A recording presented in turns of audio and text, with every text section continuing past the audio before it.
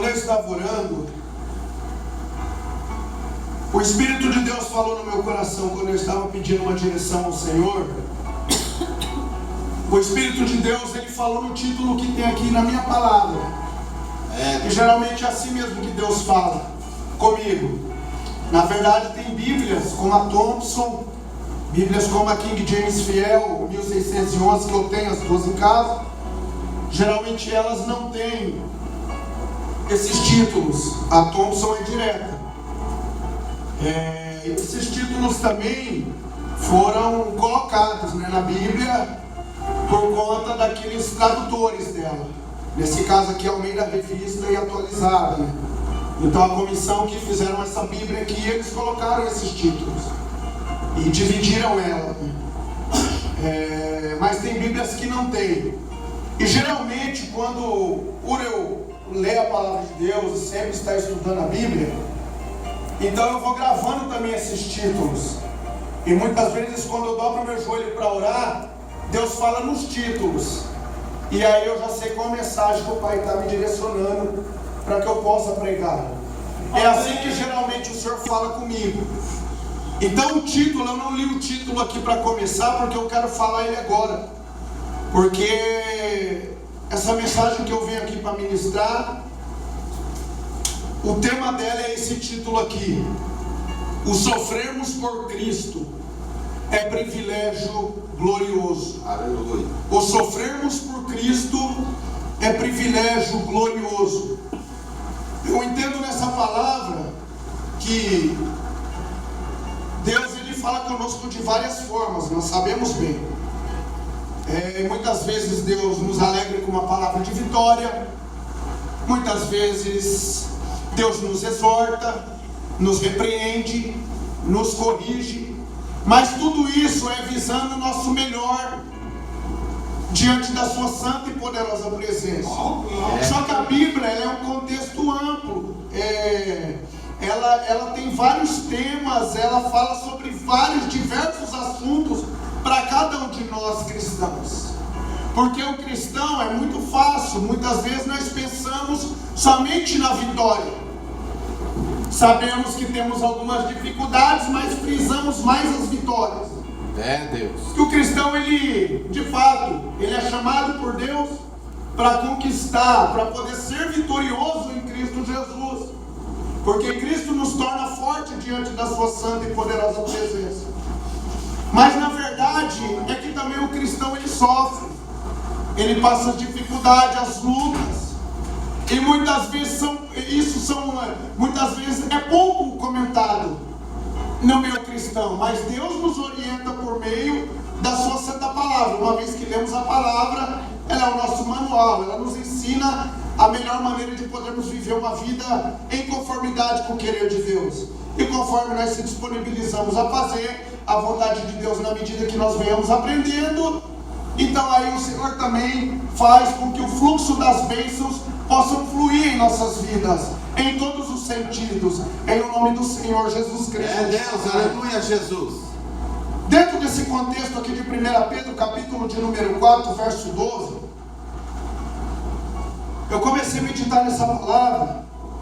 O apóstolo Pedro, no capítulo 1, ele diz assim, Pedro, apóstolo de Jesus Cristo, aos eleitos que são forasteiros da dispersão ou diáspora, em algumas Bíblias, no Ponto, Galácia, Capadócia, Ásia e Betínia, eleitos segundo a presciência de Deus Pai, em santificação do Espírito para a obediência e a aspersão do sangue de Jesus Cristo, graça e paz vos sejam multiplicadas. Então aqui Pedro está escrevendo para cristãos forasteiros que estavam aqui nessas regiões do Ponto, Galácia, Capadócia, Ásia e Bitínia. Essas aqui são províncias de Roma, são províncias ali da cidade de Roma. Ficava ali na região norte da Ásia Menor.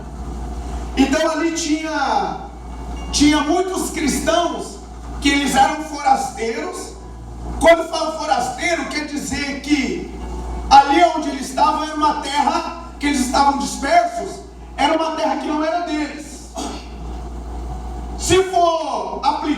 dias de hoje, nós também cristãos, estamos dispersos pelo mundo todo, porque a nossa pátria não é aqui, é a celestial.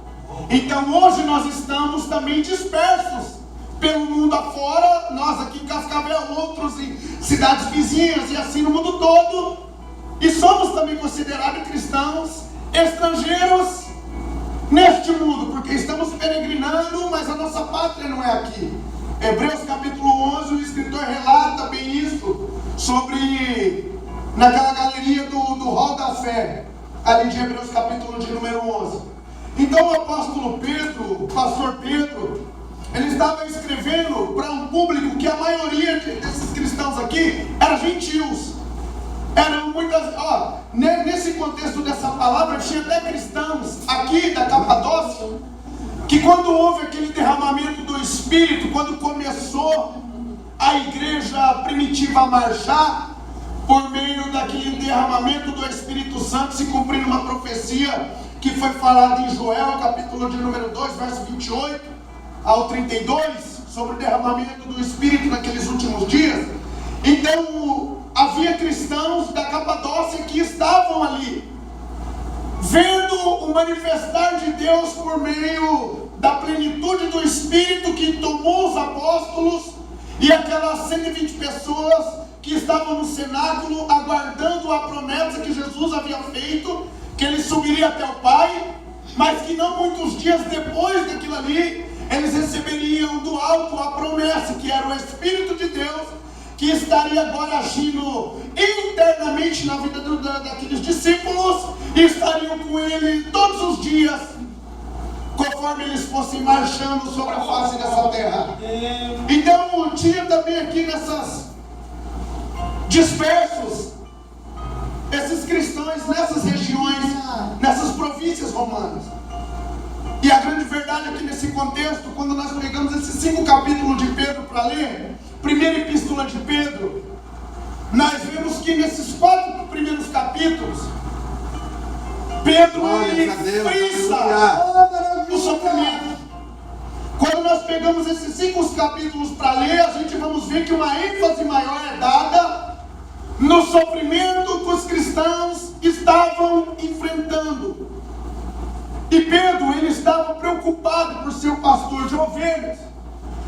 Ele estava preocupado, com medo daqueles cristãos, por meio do sofrimento, voltarem para trás, retroceder, abandonar a presença de Jesus. Oh, maravilha! Vale lembrar que é dito que essa epístola de Pedro, a primeira epístola de Pedro, foi escrito na data de 62 a 64 depois de Cristo. E nesse momento Nero estava governando, e a gente bem conhece a história, que Nero ele perseguiu de uma maneira ímpar o povo de Deus. Ele até certa feita incendiou uma parte ali de Roma, diz a história, porque ele estava querendo ampliar a sua casa, e aí ele, vendo que havia procedido de maneira errada, ele então culpa os cristãos. Nós sabemos também que nesse contexto o apóstolo Paulo foi decapitado por Nero, a mando de Nero. Então os cristãos, nesse primeiro século, nesse contexto aqui, eles estavam padecendo de muitas perseguições, e aí eles iam sendo dispersos. A perseguição maior aqui era em Roma. Nas províncias aqui, como foi lido, ainda estava começando a chegar as perseguições ali. Iria chegar de uma maneira mais abrangente, de maneira que esses cristãos que estavam recebendo essa carta, eles deveriam ficar firmes em suas convicções diante de Cristo. Do contrário, eles iriam sucumbir, eles não iriam suportar. E o apóstolo Pedro, então, dentro desse contexto desses 5 capítulos, em 4 deles, Pedro faz questão de frisar de uma maneira especial os sofrimentos que nós cristãos enfrentamos. É Deus.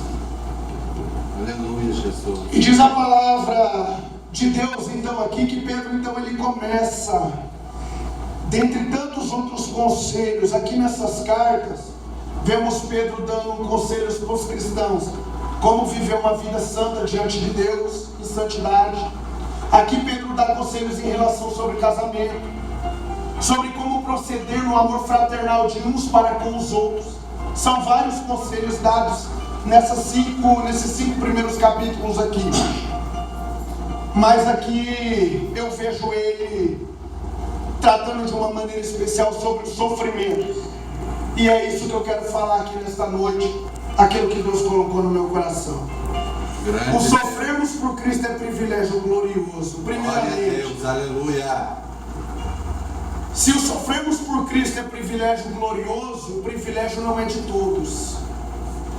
Hoje nós em Cristo recebemos esse privilégio de sermos chamados cristãos. Glórias a Deus. O apóstolo Paulo em Filipenses capítulo 1, verso 29, ele disse para aqueles cristãos de Filipe, ele estava preso. E no versículo do capítulo 1, verso 29, ele diz: olha, porque Jesus não concedeu somente a graça de vocês serem dele, como também de padecer por este nome. Jesus não concede só a graça para vocês, de vocês serem cristãos, mas também de padecer, ou seja, de sofrer por esse nome, de maneira que o nome de Cristo venha a ser glorificado na vida de vocês. Era o que o apóstolo Paulo estava querendo dizer. E olha que o apóstolo Paulo, ele estava escrevendo aquela carta em Filipenses de dentro da cadeia, de dentro do calabouço.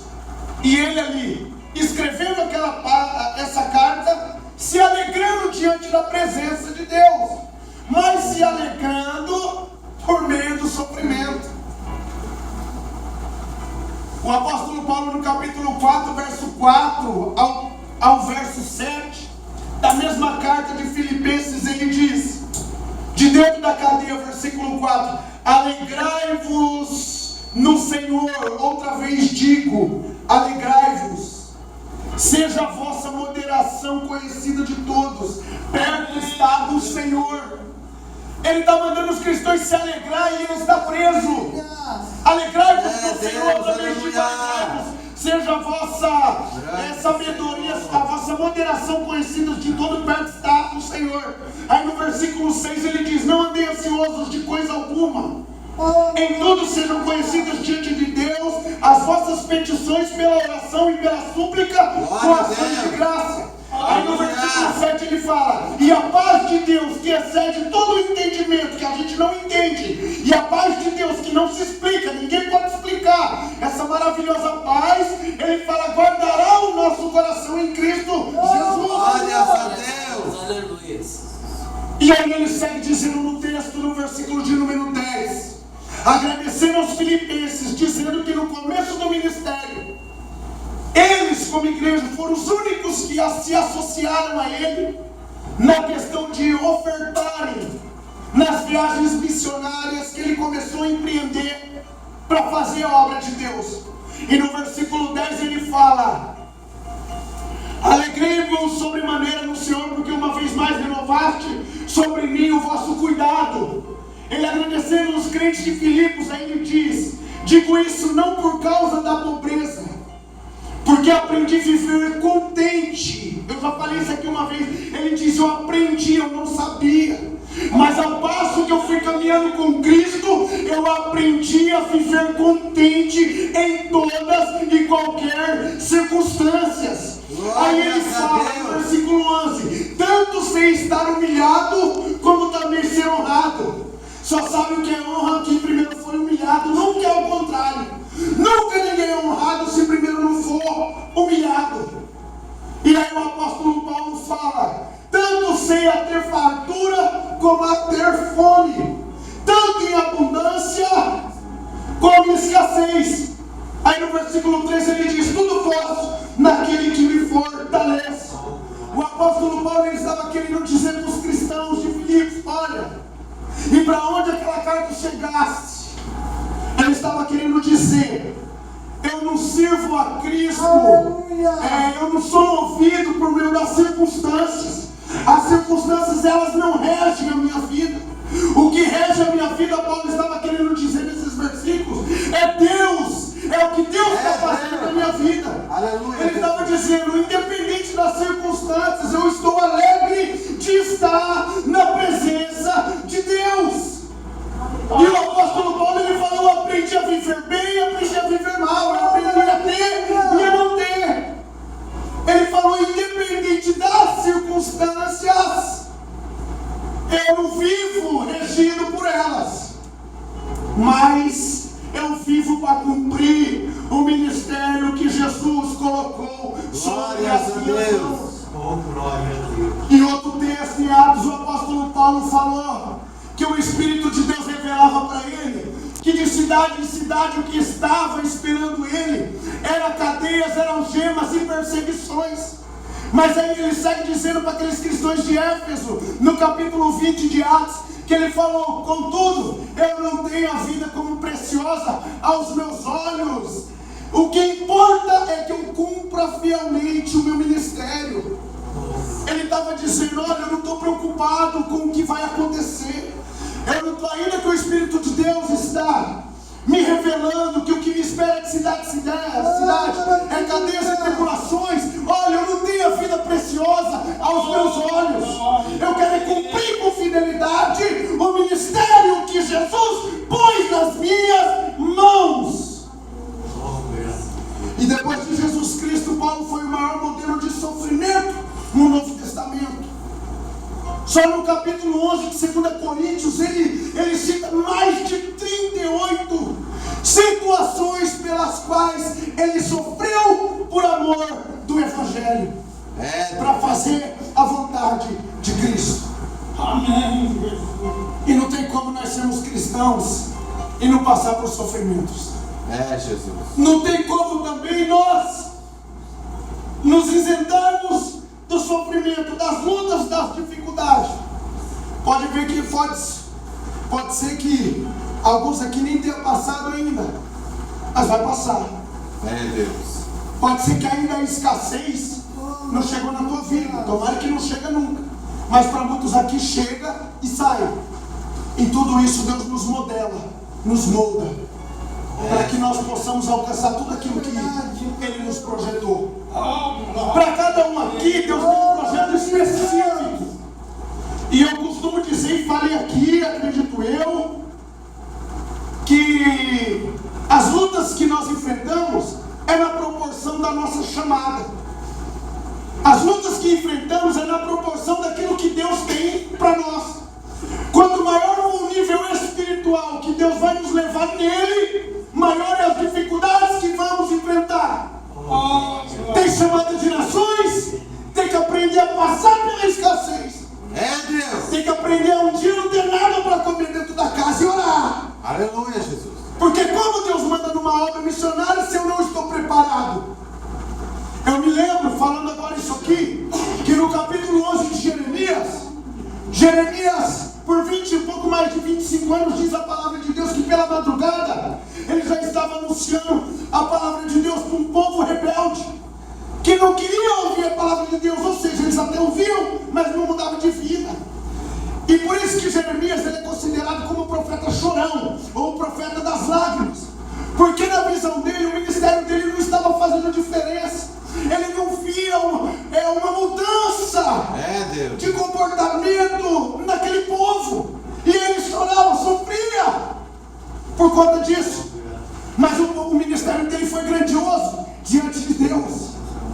E às vezes ele chegou a pensar que não estava surgindo efeito, mas ele estava cumprindo fielmente o ministério que Deus havia dado nas mãos dele. E aí no capítulo de número 11, quando ele estava sofrendo perseguidos, quando ele estava sofrendo perseguições pelos seus contemporâneos, pelos seus irmãos, ele vai orar a Deus. E no capítulo 11 ele começa a orar e fala: Senhor, olha aí, o povo aí está até falando pelas minhas costas, meus irmãos estão contra mim, eu estou fazendo a tua obra. Maravilha! Pai, estão me jogando na cisterna, estão investindo pesado contra o meu ministério, e eu estou aqui pregando a tua palavra, e tem um monte de falso profeta falando mentira, e eu estou sendo perseguido por falar a verdade. Deus. E aí entra Deus na história e fala: Jeremias, se em terra de paz, Jerusalém, tu não se sente seguro O que será de você na floresta do Jordão? Deus estava falando. Jeremias, se você se afadiga, está se afadigando, está sofrendo com os que estão a pé, como que você vai se sobressair dos que estão vindo a cavalo? E aí Deus fala isso para Jeremias, querendo dizer: Jeremias, suporte, eu estou com você, suporte, eu estou nesse negócio, eu que te levantei. Fica em paz, mesmo em minha terra, eu te dou a minha paz. Fique em paz, vai dar tudo certo. Você vai conseguir vencer. E foi o que aconteceu com Jeremias. Aleluia. Então Deus, ele estava dizendo: ó Jeremias, trocado em miúdos, esse fardo que eu estou te colocando, você aguenta. E eu já falei isso aqui. 1 Coríntios capítulo 10, verso 12 diz: aquele que está em pé, glória a Deus. No versículo 13 vem: não sobreveio sobre vós tentação que não fosse humana, mas o Senhor é fiel e não permitirá que sejais tentados além das vossas forças. Pelo contrário, juntamente com a tentação, vos proverá livramento, de maneira que a possais suportar. Deus está querendo dizer: eu nunca te dou um fardo que você não aguente carregar. Se você aguenta carregar 10 quilos que Deus coloca sobre você, Ele é justo. Se é 15 quilos, é 15 quilos. Se é 20, é 20. É Deus. Não é como os fariseus no tempo de Jesus, Mateus capítulo 23, que Jesus fala para os seus discípulos: ó, na cadeira de Moisés se assentaram os escribas e os fariseus, fazer tudo aquilo que eles falam, mas não imiteis o modelo deles, porque eles falam e não fazem. Eles atam fardos pesados e colocam sobre os seus ombros, mas eles mesmo nem com um dedinho eles tentam pegar. Hipocrisia. Jesus vai estar falando sobre a lei de Moisés, a palavra. Moisés é meu servo, foi meu servo, mas eles não fazem o que eles estão falando. Eles são hipócritas. A religião deles é estereótipa,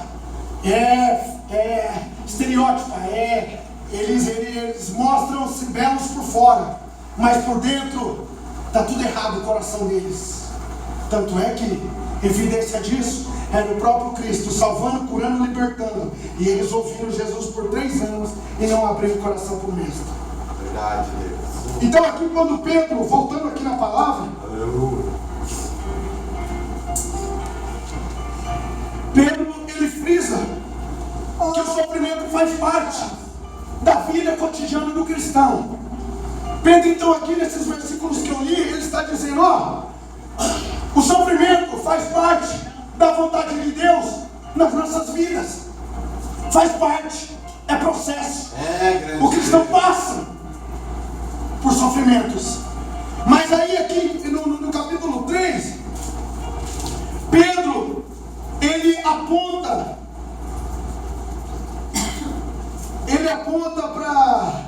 para os sofrimentos que Cristo passou no versículo 2. Ele diz assim: porquanto para isso mesmo fosse chamado, pois que também Cristo sofreu em nosso lugar, deixando-vos os exemplos para seguir os seus passos. Ele vem falando esses 4 capítulos sobre o sofrimento, e ele aponta a pessoa de Cristo. Fala: ó, Jesus também sofreu isso sem cometer pecado, em vosso lugar. E quando ele sofreu, enfrentou o que ele enfrentou pela vida de vocês e pela minha, pelo que você estava dizendo, ele também deixou, então, sendo ele livre, deixou um exemplo para que nós possamos entender que ele sofreu, venceu, e que nós também, por sermos teus servos, vamos sofrer, mas também vamos em Cristo vencer os sofrimentos. Verdade, querido Deus. O próprio Jesus, antes dele ir para o Getsemane, eu já me lembro que eu falei aqui, antes dele fazer aquela oração sacerdotal, no capítulo 17 de João, ele sabendo tudo que os discípulos iriam enfrentar, eu retrocedo um pouco mais ainda. Lucas capítulo 18, verso 1 ao 8. Ele no versículo 1 do capítulo 18 ele diz: disse-lhe Jesus uma parábola sobre o dever de orar sempre e nunca esmorecer. E por que Jesus estava contando aquela parábola e logo na sequência ele cita a história de uma viúva que ia até o juiz daquela cidade, de amigo, que não temia Deus, não respeitava homem algum, era um juiz que aceitava suborno, que aceitava propina e não era digno daquele lugar que ele havia galgado naquele tribunal da época, porque ele não honrou com os juramentos que ele fez. Ele era um juiz descompromissado, ele não queria saber de nada, ele falava, minhas leis, ele estava acima da lei, poderia se dizer. Mas aí Jesus diz que na perseverança de uma viúva e na oração perseverante dela, vendo que o único recurso, quando ela foi até ele não quis julgar a causa que era dela, era favorável para ela. A viúva então se deparou numa circunstância que ela falou, olha, ele não teme, eu estou conjecturando, ele não teme a Deus, ele não quer julgar a minha causa, mas a causa é minha. A única opção que eu tenho nesse momento é perseverar, é ir e voltar, incomodar ele até ele mudar de ideia. E aquela viúva, ela começa a fazer isso, e Jesus frisa essa parábola mostrando a atitude que essa mulher teve. O único recurso que ela tinha, ela então colocou em prática, começou a perseverar, começou a orar, e foi. Fez um juiz injusto, ao contrário, que não deu justo para o juiz injusto. Fez um juiz injusto agir com justiça e mudar o parecer para aquela mulher. Chegou num dado momento, versículo 6, que ele fala, bem que eu não temo a Deus, nem respeitar o meu algum, todavia começa a viúva me importuna ou me molesta, eu vou julgar a causa dela. Antes que ela venha e não pare mais, e não me dê mais paz. Aí ele falou, julga a causa. Aí Deus, ele entra na história, Jesus entra e fala, reparai o que diz esse juiz injusto. E não fará Deus justiça aos seus escolhidos, que ele clama de dia e de noite, embora ele pareça demorado em socorrê-lo.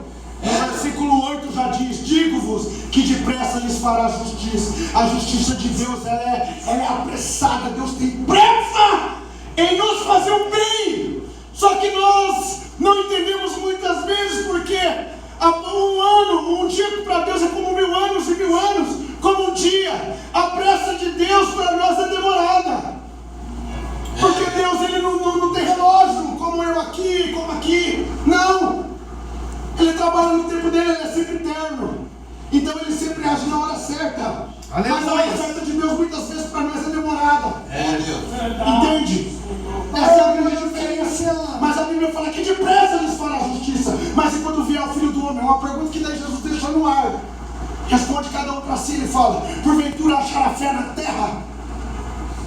Ponto. Mas o que eu quero frisar? Que Jesus sabia tudo que os discípulos iriam enfrentar depois.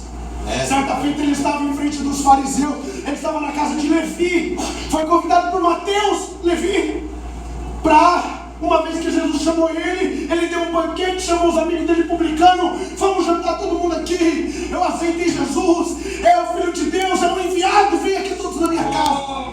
Mas também entre os escribas e os fariseus, que estavam em todas. E aí eles começam a reparar Jesus e falam, e esse aí está comendo com publicanos e pecadores. Aí Jesus, ele pegou e disse que os sãos não precisavam de médico, e sim os doentes. Mas aí uma vez que ele falou isso, aí vieram os discípulos de João, falaram, mas os discípulos dos fariseus jejuam e nós também jejuamos, e por que os discípulos aí de Jesus não? Aí Jesus pegou e falou assim, pode o noivo estar contristado pode os convidados do noivo estar tristes enquanto o noivo está com eles? Mas dias virão que o noivo lhe será tirado. Jesus falando, aí então eles vão ter que jejuar. Aí então Jesus estava querendo dizer, aí eles vão começar a colocar em prática tudo que eles estão aprendendo aqui, E Jesus sabia de tudo isso e estava preparando os discípulos para os sofrimentos que eles iriam enfrentar. E nós conhecemos a história que quando começa a igreja na terra, em Atos dos Apóstolos, no capítulo 2, quando vem Atos capítulo 10 com Pedro pregando, logo no dos 7 diáconos escolhidos pela igreja e recebidos pelos apóstolos em oração, nós já vemos sendo martirizados por pregar a verdade, por pregar a palavra de Deus. Posteriormente, é desencadeada uma perseguição em Jerusalém. Tiago já é decapitado. Pedro já vai preso. E a igreja começa a se dispersar. Olha os sofrimentos. Isso eu estou falando ainda pouco depois que Jesus faleceu. Porque já nesse contexto aqui, pouco depois, em cerca de 70, o Coliseu seria levantado. No ano de 80, o Coliseu já estaria em pé. E os cristãos ali começariam a serem dizimados dentro daquelas arenas por feras para espetáculos dos gregos. E quantos morreram? Tem um louvor que fala, que eu escutei ontem: eu sou a semente do sangue dos heróis que morreram. Lá do começo, nós somos a semente de fato. Deus. Esse louvor lindo conta a história, conta o sofrimento dos cristãos. E nós viemos dessa semente. Quanto mais matavam, os cristãos cheios de Deus eles seguiam. E resultou na igreja hoje mundial, universal, e nós somos fruto disso. Então Pedro, aqui para me finalizar, ele estava dizendo: olha, não percam a fé. O sofrimento faz parte da vida de vocês. Glória a Deus, eu estou sofrendo. Os cristãos, verdadeiramente cristãos em Cristo, eles sofrem.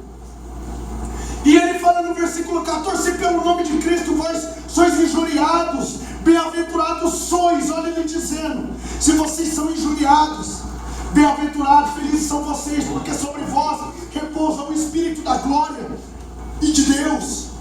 Porque se não fosse assim, ele estava querendo dizer que o que evidencia o sofrimento nas nossas vidas como cristãos é a presença de Deus. Nós estamos com a presença, o mundo não aceita. E por isso começamos a padecer perseguições.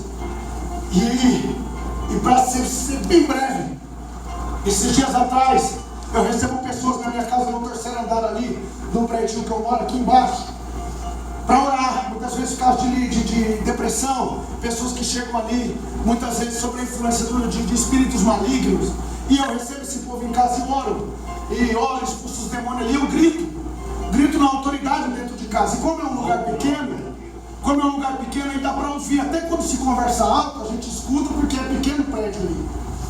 E aí tem uma vizinha na nossa frente, que faz alguns dias agora que